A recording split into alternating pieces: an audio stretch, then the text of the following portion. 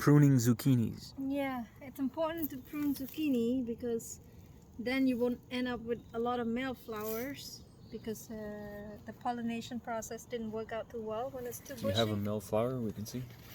Yes, it's right there, over there. Yeah. The male flower is the one with the long stem, with the stem like the leaf. There's no fruit. There's no fruit, and I could see that it's coming out a lot. Here too. But this is our first time with fruit, so for sure there will be some male flowers. Yeah. Hopefully the next round will be better, but it's not bad. Actually, we have quite a bit of female flowers too. That's the one that will produce the fruit. So you have to remove the leaves. Yeah, you have to prune out some leaves, and we cut out quite a bit, but not And to what worry. does it do when you remove the leaves? The air circulation will be better, less pests. The bees can find the flowers easier, so it create more and more process of pollination.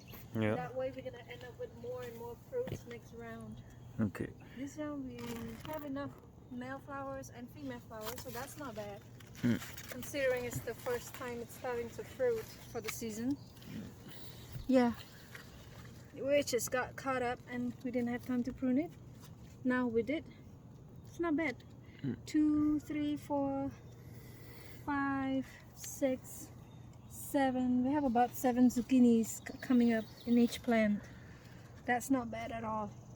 How much time did it take To what? to start to where it is now? The zucchini. Almost 2 months, right? Yeah, almost 2 months. We started it indoor first, and then once it was like warm enough. These leaves are so big. Yeah, I know. They're beautiful. I wonder if you could wrap something in it and grill it.